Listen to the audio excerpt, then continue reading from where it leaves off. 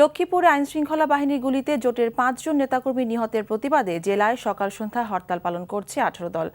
এদিকে শুক্রবার রাতে লক্ষ্মীপুর জেলা জামায়াতের নায়েবে আমির ডাক্তার মোহাম্মদ ফয়েজ আহমেদকে আইনশৃঙ্খলা বাহিনী অভিযান চালিয়ে হত্যা করেছে বলে স্বজনরা দাবি করছেন। শুক্রবার রাত 12টার দিকে লক্ষ্মীপুর শহরের উত্তর তেমুহনী এলাকায় এই ঘটনা ঘটে। নিহত জামায়াত নেতার স্বজনরা অভিযোগ করেন, আইনশৃঙ্খলা বাহিনীর সদস্যরা বাড়ির দরজা ভেঙে ঘরে ঢুকে তাঁকে বাড়ির ছাদে নিয়ে প্রথমে মারধর এবং পরে গুলি করে ছাদ থেকে নিচে ফেলে দেয়।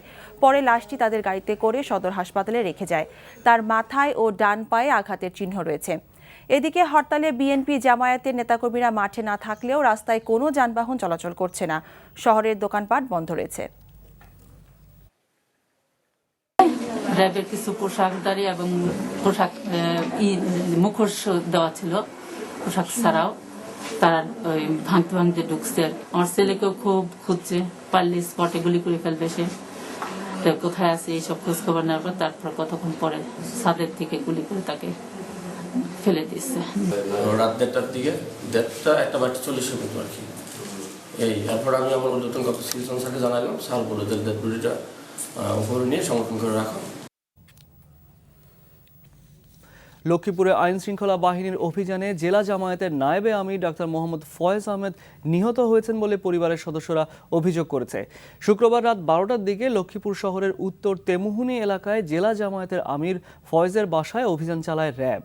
এ সময় র্যাব সদস্যরা বাড়ির দরজা ভেঙে ঘরে ঢুকে ডাক্তার ফয়েজকে ধরে বাড়ির ছাদে নিয়ে প্রথমে মারধর এবং পরে গুলি করে ছাদ থেকে নিচে ফেলে দেয়। এ সময় বাসায় এসে তার ছেলেকেও খোঁজ করে বলে পরিবারের সদস্যরা অভিযোগ করেছেন। পরে যাবার সময় লাশটি গাড়িতে করে হাসপাতালে রেখে চলে যায়। তার মাথায় ও ডান পায়ের ক্ষতচিহ্ন রয়েছে। তবে এই বিষয়ে র্যাবের কোনো বক্তব্য পাওয়া যায়নি।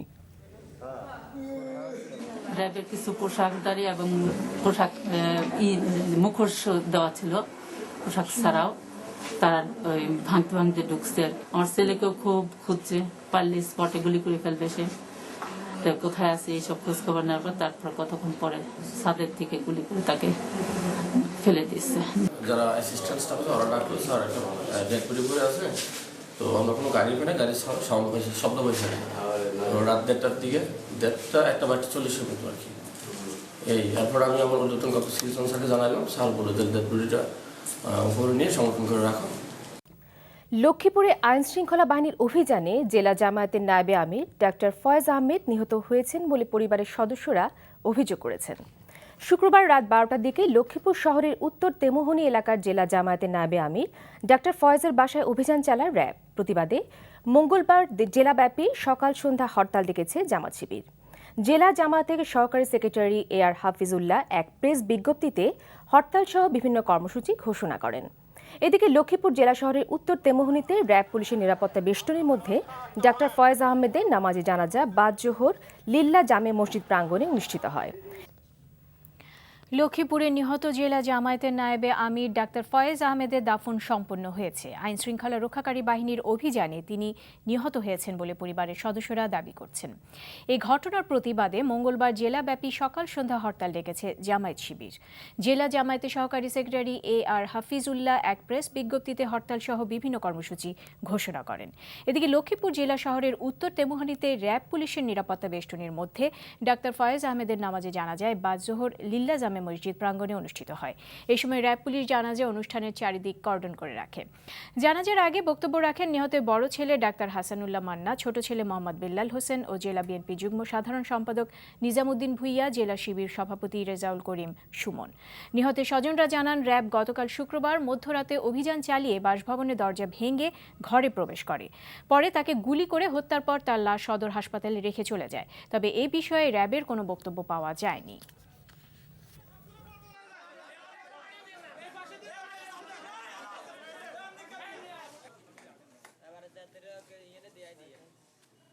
আল্লাহ পাক তার হায়াত নির্ধারণ করে দিয়েছেন এবং শেষ মুহূর্তে শাহাদাতের মর্যাদা দিয়েছেন। এর থেকে বড় পাওনা আর কিছু হতে পারে না। ওনার একটা স্বপ্ন, ওনার একটা বাসনা পূর্ণ হয়েছে বলে আমি মনে করি। আপনাদের চোখের পানি যেন ওনার জান্নাত কামনা করে। লক্ষ্মীপুরে নিহত জেলা জামায়াতের নায়েবে আমির ডাক্তার ফয়েজ আহমেদের দাফন সম্পন্ন হয়েছে। আইনশৃঙ্খলা রক্ষাকারী বাহিনীর অভিযানে তিনি নিহত হয়েছেন বলে পরিবারের সদস্যরা দাবি করছেন। এ ঘটনার প্রতিবাদে মঙ্গলবার জেলাব্যাপী সকাল সন্ধ্যা হরতাল ডেকেছে জামাত শিবির। জেলা জামাতের সহকারী সেক্রেটারি AR হাফিজুল্লাহ এক প্রেস বিজ্ঞপ্তিতে হরতাল সহ বিভিন্ন কর্মসূচি ঘোষণা করেন। এদিকে লক্ষ্মীপুর জেলা শহরের উত্তর তেমুহনীতে র্যাব পুলিশের নিরাপত্তা বেষ্টনীর মধ্যে ডাক্তার ফয়েজ আহমেদের নামাজে জানাজা বা জোহর লিল্লাহ জামে মসজিদ প্রাঙ্গণে অনুষ্ঠিত হয়। এ সময় র্যাব পুলিশ জানাজা অনুষ্ঠানের চারদিক কর্ডন করে রাখে। নিহতের স্বজনরা জানান, র্যাব গতকাল শুক্রবার মধ্যরাতে অভিযান চালিয়ে বাসভবনের দরজা ভেঙে ঘরে প্রবেশ করে। পরে তাকে গুলি করে হত্যার পর তার লাশ সদর হাসপাতালে রেখে চলে যায়। তবে এ বিষয়ে র্যাবের কোনো বক্তব্য পাওয়া যায়নি। এদিকে লক্ষ্মীপুরে আইনশৃঙ্খলা বাহিনীর গুলিতে জোটের 5 নেতাকর্মী নিহতের প্রতিবাদে 18 দলের ডাকে জেলায় সকাল সন্ধ্যা হরতাল পালিত হয়েছে। লক্ষ্মীপুরের নিহত জেলা জামায়াতের নায়েবে আমির ডাক্তার ফয়েজ আহমেদের দাফন সম্পন্ন হয়েছে। আইনশৃঙ্খলা রক্ষাকারী বাহিনীর অভিযানে তিনি নিহত হয়েছেন বলে পরিবারের সদস্যরা দাবি করেছেন। এ ঘটনার প্রতিবাদে মঙ্গলবার জেলাব্যাপী সকাল সন্ধ্যা হরতাল ডেকেছে জামায়াত শিবির। জেলা জামায়াতের সহকারী সেক্রেটারি AR হাফিজুল্লাহ এক প্রেস বিজ্ঞপ্তিতে হরতাল সহ বিভিন্ন কর্মসূচি ঘোষণা করেন। এদিকে লক্ষ্মীপুর জেলা শহরের উত্তর তেমুহনীতে র্যাব পুলিশের নিরাপত্তা বেষ্টনীর মধ্যে শনিবার ডাক্তার ফয়েজ আহমেদের নামাজ জানাজা বা জোহর লিল্লাহ জামে মসজিদ প্রাঙ্গণ অনুষ্ঠিত হয়। নিহতের স্বজনরা জানান, র্যাব শুক্রবার মধ্যরাতে অভিযান চালিয়ে বাসভবনের দরজা ভেঙে ঘরে প্রবেশ করে। পরে তাকে গুলি করে হত্যার পর তার লাশ সদর হাসপাতালে রেখে চলে যায়। তবে এ বিষয়ে র্যাবের কোনো বক্তব্য পাওয়া যায়নি। এদিকে লক্ষ্মীপুরে আইনশৃঙ্খলা বাহিনীর গুলিতে জোটের 5 নেতাকর্মী নিহতের প্রতিবাদে 18 দলের ডাকে শনিবার জেলায় সকাল সন্ধ্যা হরতাল পালিত হয়েছে। যোগ্যতা অনুযায়ী অন্তত একজন প্রতিবন্ধীকে জাতীয় বিক্ষোভকারীদের দমনে নমনীয় হতে আইনশৃঙ্খলা বাহিনীকে বাংলাদেশ সরকারের নির্দেশনা দেওয়া উচিত। আন্তর্জাতিক মানবাধিকার সংস্থা হিউম্যান রাইটস ওয়াচের বাংলাদেশের বর্তমান অবস্থা নিয়ে প্রকাশিত সর্বশেষ প্রতিবেদনে এমনটা উল্লেখ করা হয়েছে।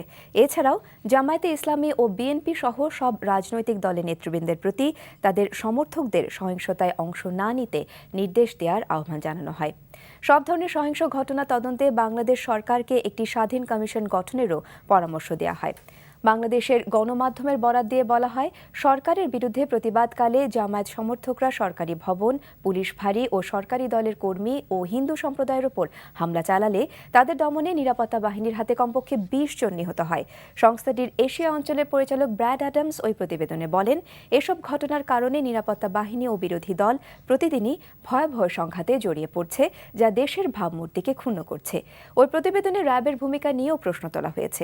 উদাহরণ হিসেবে 14 ডিসেম্বর লক্ষ্মীপুরে ফয়েজ আহমেদ নামে জামাতের এক জ্যেষ্ঠ নেতার বাড়িতে ঢুকে তাকে বাড়ির ছাদে নিয়ে গুলি করার বিষয়টি তুলে ধরা হয় ওই প্রতিবেদনে।